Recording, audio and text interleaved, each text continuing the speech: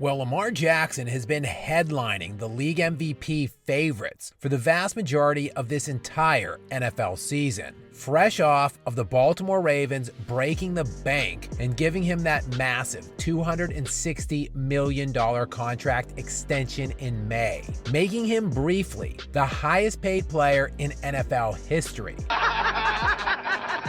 All of this, despite the fact Lamar Jackson is still an absolute and undeniable marginal to below average passer who has won just one single playoff game in his entire NFL career. It's garbage! What I'm saying is, this guy can't throw a football, yet he has been masquerading as a quarterback and an elite one at that since the Baltimore Ravens selected him with the 32nd overall pick in the 2018 NFL Draft. The Baltimore Ravens select Lamar Jackson.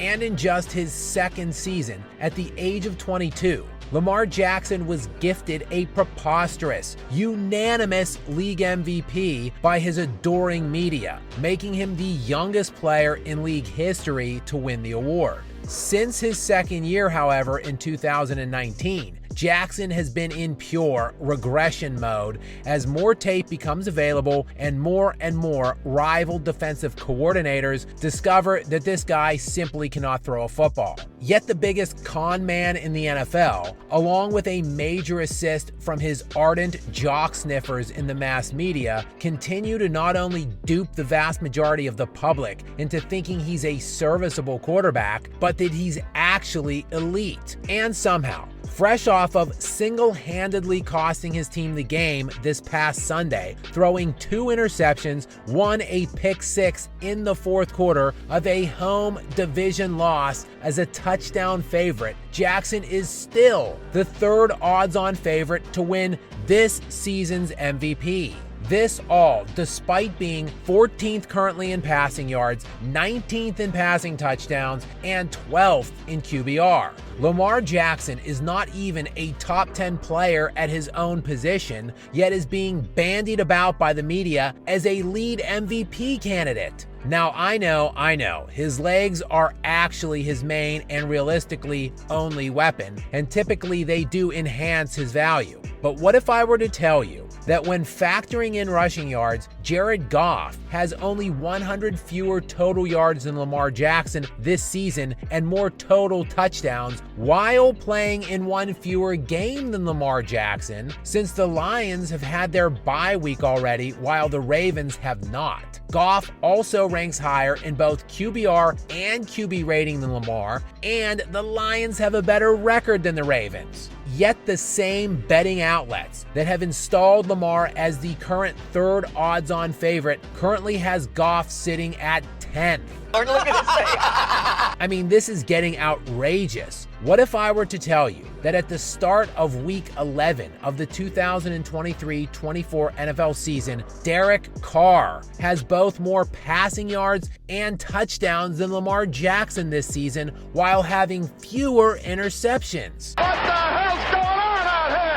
Well, it likely wouldn't surprise anyone who has actually been paying attention to this guy's massively fraudulent career. And the media can cry about this narrative all they want. The simple matter of the fact is, these are fair criticisms. At this point of his career, Lamar's career high for passing yards in a single season is 3,127, while his career high for passing yards per game in a season is just 240, and his league-wide ranks for passing yards per game in his 6 seasons as a starter to this point are quite simply heinous ass. Not bad for a running back. Wait a second, 37th? Yeah, that's right. Lamar was 37th in passing yards per game last season, despite there being only 32 teams in the NFL, meaning multiple backups passed for more per game last year than Lamar Jackson. One such player who threw for more yards per game a season ago was none other than Zach Wilson of all people. Despite his heinous 12 games played last year and sitting out 5 games while pouting over his contract situation, with an injury, the Ravens still managed to win 10 games last year and make the playoffs in the loaded AFC North. And in those playoffs, behind Tyler Huntley at quarterback, the Ravens somehow almost beat the Bengals, as the game was tied 17-17 in the fourth quarter, and the Huntley-led Ravens actually outgained the Bengals in that game 364-234. Sounds like a perfect time to give Lamar a record-setting $260 million contract extension over this offseason. Oh, right. Pay no attention to the horrid stats, metrics, and analytics. Lamar is a winner. And yes, ultimately the true measure of a player's value should be in their tangible impact to win games. And the Ravens have been undeniably successful at doing that, at least during the regular season during Lamar's tenure. But Baltimore's defensive impact should not be discounted over that same time frame. The Ravens' defensive unit did ultimately have one down year during the Lamar Jackson era, as they were just 25th in yards allowed and 18th in points allowed during the 2021 NFL season. And coincidentally, the Ravens stunk that year, finishing 8-9 and missing the playoffs. But in the remaining 5 years now, Jackson has been a starter. The Ravens have finished top 10 in yards allowed all 5 years, and they've been top 3 in points allowed for all 5 years, including sitting at second in yards allowed currently this season and first in points against. In fact, since Lamar Jackson took over the starting job with the Ravens in 2018, it's not a hard case at all to make that Baltimore has been the best defense in the league over that span of time, with average rankings of 8th in yards allowed per game and 5th in points against. All while Lamar's average yearly ranking in passing yards per game is just 26th,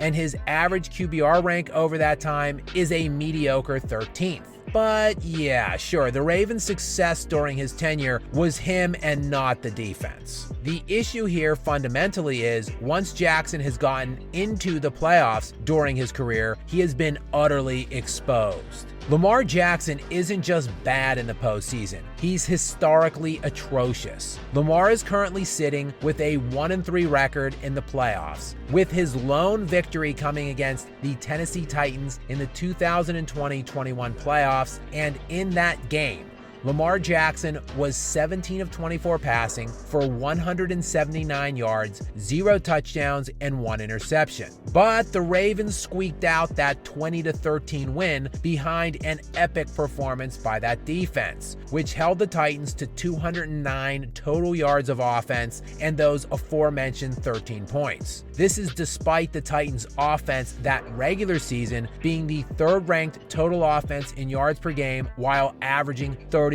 points per game. All of that for Lamar's one and only playoff win. Overall, in his postseason career, Lamar is completing just under 56% of his passes for an even 900 yards, while not surpassing the 200-yard mark in 3 of those 4 games. He also has just 3 passing touchdowns and 1 rushing touchdown to go along with 5 interceptions and 5 fumbles. His career playoff passer rating stands currently at an abysmal 68.3. Not bad for a running back.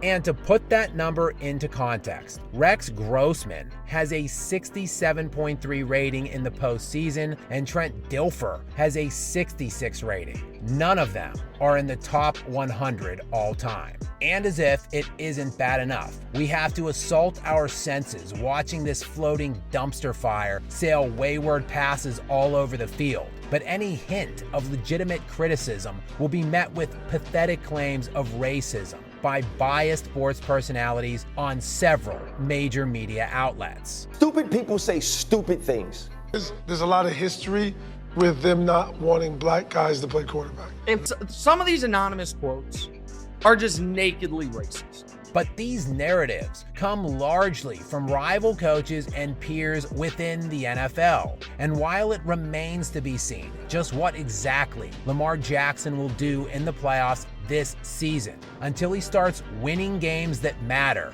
and making throws when it matters. These legitimate criticisms will continue to dog him and the franchise that was dumb enough to give this guy a $260 million contract.